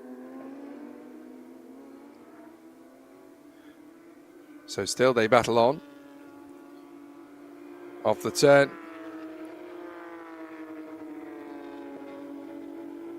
And for the number 23, that is a run towards the sharp end. Leonardo Herrmann sharing his car, of course, with Vitor Batista. Vitor Batista, a regular competitor in the Stock Car Pro Series grid, don't forget. Quite a few of the drivers have that distinction. As into the pits comes Bonifacio. Now, Bonifacio, of course, it doesn't look as though there's been anything particularly untoward there, because that just looks fairly tame and fairly routine to me. Now, we're watching a tippy-toey car here. But are we going to get to see any real improvements in the circuit because of how wet it is? This is down at Subido dos Boches. So that is the treble 9 going off the road there. That's Reina. And it's just carrying too much speed in. You've got so much confidence in the car. I get that. But if you're going to try and use a dry line to brake when it's soaking wet, that was always going to be inevitable.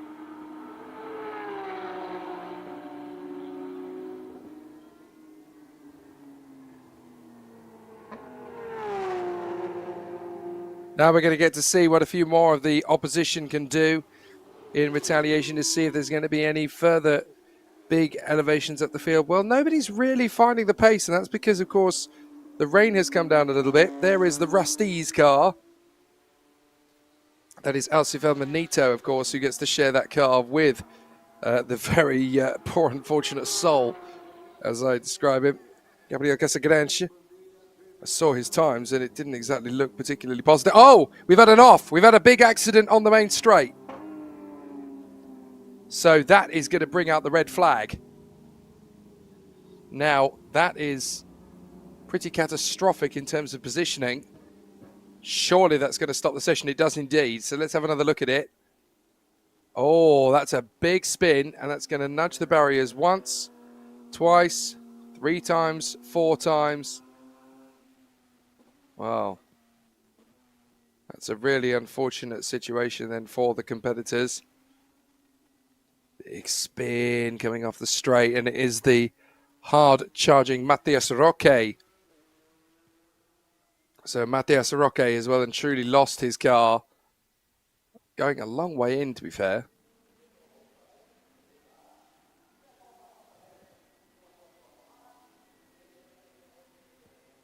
But there is the stricken remains of Matthias Roque's car. We're under red flag conditions after he dropped it on the main straight.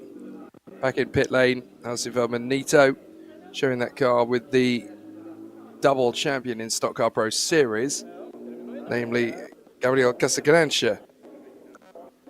Conversations happening in the pits. I think they're pretty keeping it nice and tidy, Robe and Santos. I think they know that with the rain coming down, that remaining 7 minutes and 51 seconds is pretty redundant, because they're going to try their best, a few of the teams out there, to improve their times. But the competitors on the top spot, it's looking really, really tenuous by the moment, isn't it? It's not looking like their day. Red flags here, 7 minutes 51 seconds left of the first of 2 qualifying sessions in the amateur or pro trophy category.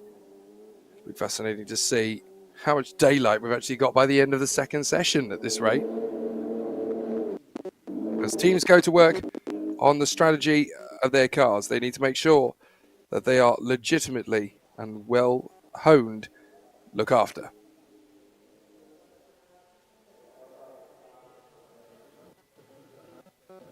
So Antonella Bassani's car just sat in pit lane, ready for the next slice of the action.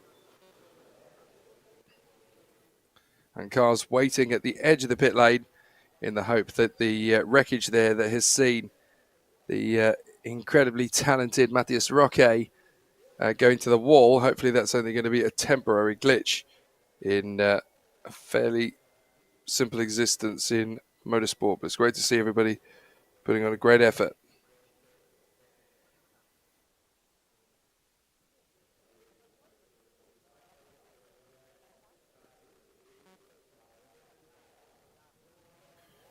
We just saw a very brief shot there of the rescue teams attending to Matthias Roque's car, as Letizia Buffoni has a chat there with Antonella Bassani. Now, Letizia Buffoni could actually give her a little bit of advice here, because she was out earlier on for the sprint trophy. As we look at the combination of the number 44 crew, Giuliano Bertuccelli, along with Rembano. And then we've also got a very interesting pressure for all of them, as walking down pit lane at the end of the session, that does look indeed like one of the Pound drivers.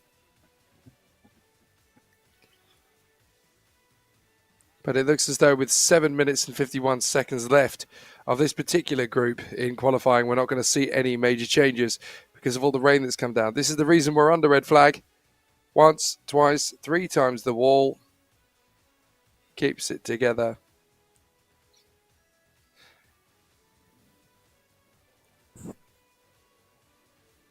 So the driver's just waiting at the end of the pit lane for instruction. I've got a feeling that today is definitely going to end under a black moonlit sky.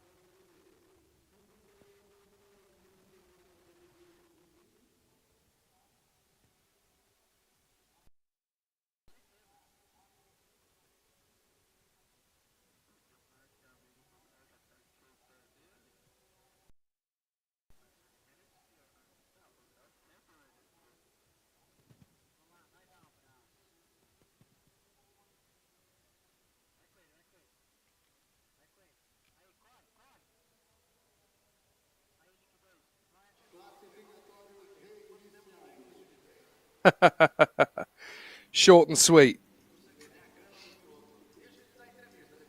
I think they were expecting to speak to the press because the session wasn't going to restart, and then all of a sudden Gabriel Robert was communicated to by his young teammate Eddie Santos. No, we're going back in. We're going back in. Red flag conditions, of course, because of the accident for this man, Matthias Roque. But as you can see, he's now been recovered, and the green flag is back on again. So those drivers that were waiting to see what would happen when the session does resume, well, it just has. So Matthias Roque's car is going to be towed back into pit lane. And I'm afraid to say that Matthias Roque is now going to have to start the 500 kilometers tomorrow from the back of the grid. Look at those pictures. As down the back straight, we can see lights on and the circuit is barely visible as it gets very dark indeed here at Interlagos in Brazil. That weather condition changing rapidly. It was a really sunny and hot day, and now it's become grey, gloomy, overcast, and for motor racing drivers, completely unpredictable. Transferable skill, very much a new skill, of course, for many of the drivers, having a tough old race out there. Some of them look like they could be in for a real tough race out there, of course, as well, because the competitive nature of this Porsche Carrera Cup Brasil field in the endurance category.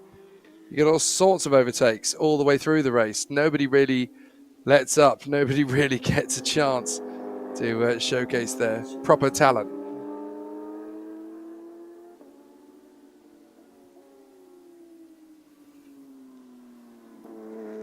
You can see the differences in the lines there as the cars are trying to sort themselves out. Is that a puncture? Is that a puncture on the outlap? I think that is a puncture for Landy. So Landy's got a puncture on his outlap. That is very much not okay for Landy. So he's going to have to tour in, but the right rear has sustained a puncture on the way out of the pits. And you can see just how big a difficulty it is for him to bring it back in. Oh dear, Landy, that's the worst kind of issue.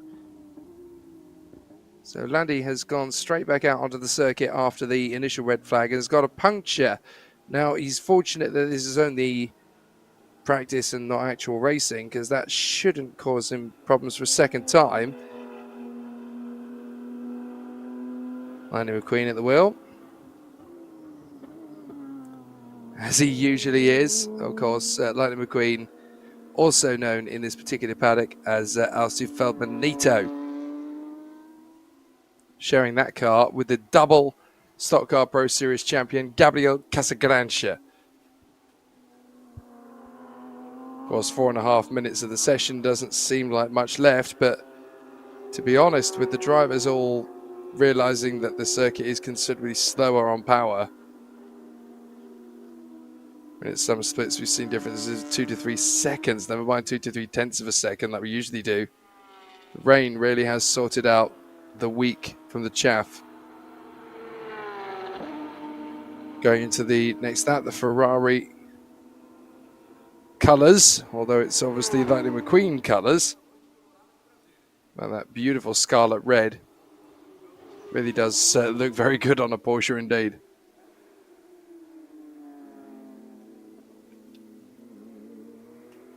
But the fading light and the deteriorating positions continue. That's the 44. So that is Giuliano Bertuccelli. So Giuliano Bertuccelli currently looking at 8th position. Might be able to make up a couple of places. Just needs to find that little bit of extra time in the car. Quarter of a second would do it. 3.5 minutes left of the session. And of course, it's 3.5 minutes total.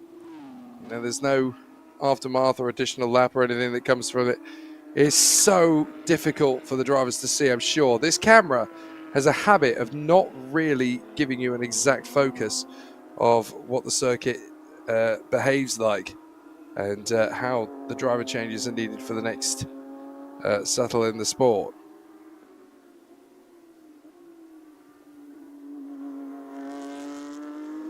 Frujin Sao back on the power. This is the next battle on the circuit. It's Leonardo Herrmann, who admittedly does know the particular car that he's driving. they'll certainly know its characteristics, its flaws, its behavior patterns. So still the competitors felt the heat of a very tough battle out there. 2 minutes and 25 left in the first of 2 sessions.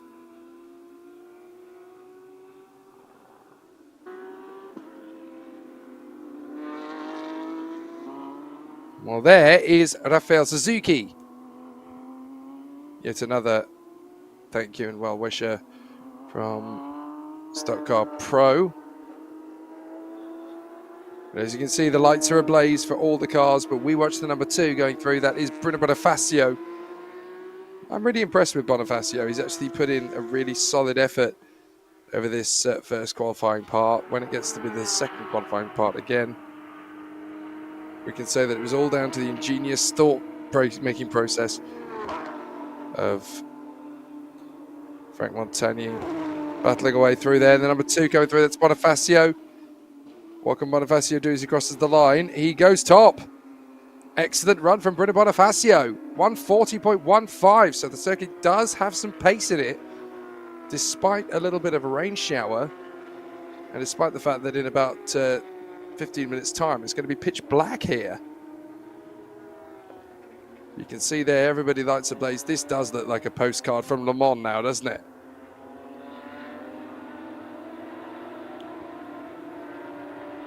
So terrific opportunities for these guys to put one last bit of creative energy into the brand.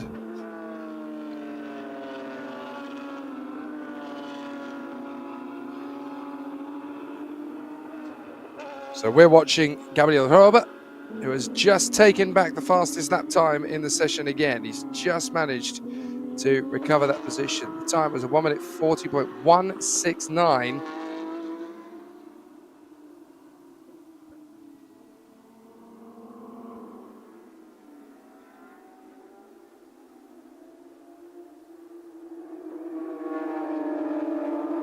Look at this little challenge that we've got going on. This is for the final qualifying laps of the first session group, and it's turning into a real cluster effect. The time is going to run down to 0 at this exact moment. We've got so many cars fighting for their run to the line. How many of them are going to come up with a personal best now that the session has concluded? Currently, it's Gabriel Roba ahead of Bruno Bonifacio and Giuliano Bertuccelli. Then Alci Feldman-Nito ahead of Sadek Leiter and Antonella Bassani. Looks like Gajinski and Gonçalves both crossed the finish line. Williams should have been there. But Gabriel Roba has the time of 1:38.9. That's a full second quicker than anybody else in his group has managed to achieve. So he's got plenty to get excited about, plenty to be happy about as well. Because now that we're racing under the floodlights of course being the own 40 lights that are compared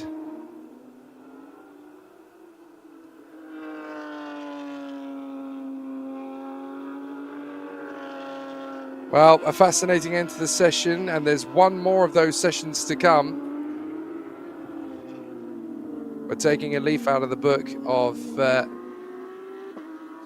the battle between the two at the end towards the movie. I'm going to see some really exciting runs here from the drivers as they will bring it back to the pits, make the necessary and subtle adjustments that they need to be made, and swap the driver over. They've both got to do at least one session each. The third driver, the likes of all sorts of competitors up at the sharp end, but unfortunately for them, these times are not going to count. So any trembling that you say, there's a possibility that that could obviously rear its ugly head in this particular session.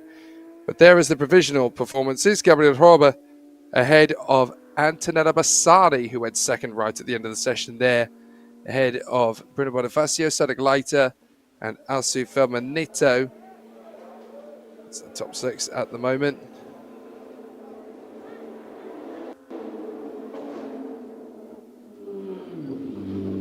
So drivers make their way back to the pits at the end of session 1 in the Nelson category. But it's a great win in the Formula Challenge for two drivers that look absolutely amazing, even by their standards.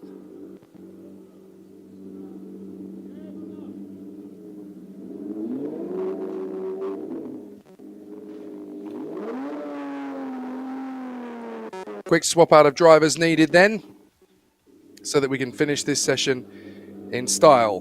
But it's easier said than done. The pressure's starting to dial in again for certain drivers from certain teams. So not going to be too long before these guys are called out onto the circuit for the ultimate Italian race before he climbs in.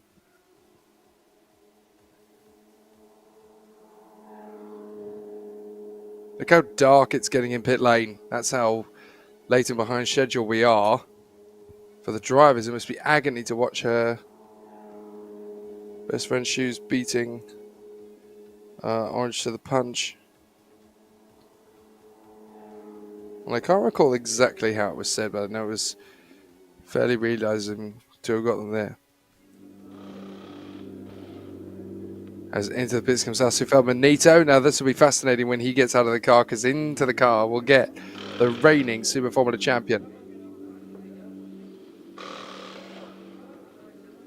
So Benito gets out of the car and into the car to replace him.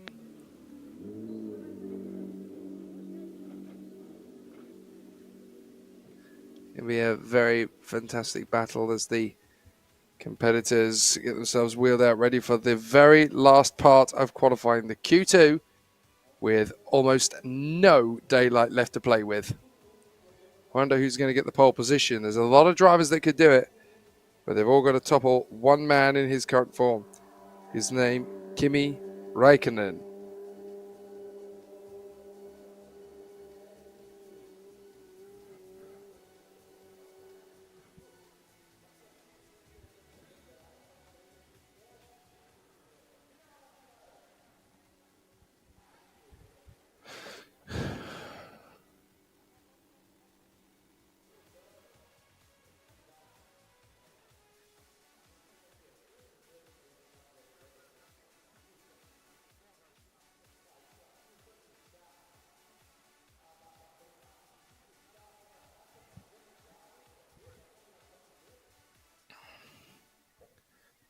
So 20 minutes left to run then of this qualifying session. A couple of adjustments being made there to the number 2 crew car as well.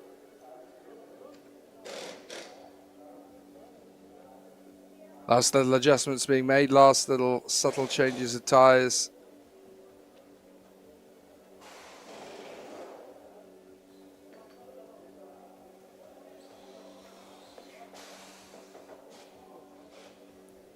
Driver change then, as Bruno Bonifacio has now got out of the car and into the car steps Luis Souza. What can he do by comparison? And the lights will definitely need to come on. I think they're going to be mandatory for every driver now, because it is a fundamental error that the competitors would have found themselves in a brief while ago. Just now waiting for the cars to be formed up in their 2 tram lines of formation.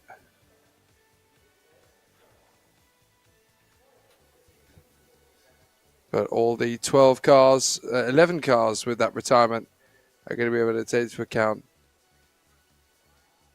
I prefer it. It's been a fascinating duel all the way. And you can see that it's not actually, apart from the gap between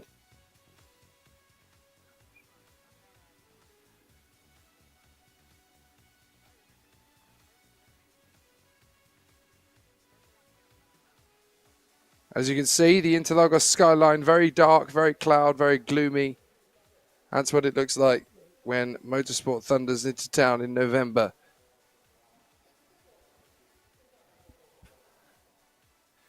So again, the drivers are just left to their own devices with their engineers to set the cars up ready for one final push on the big roll stage.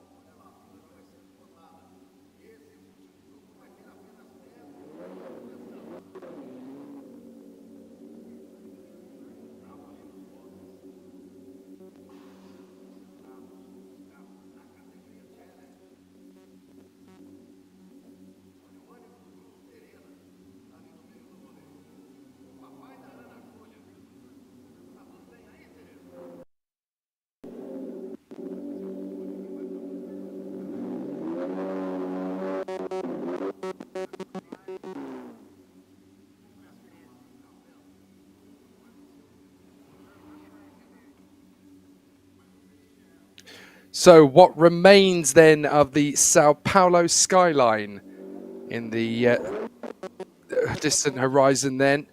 We just heard a little bit there from Antonella Bassani, who just put the car second in the rankings with a 1 minute 40.358.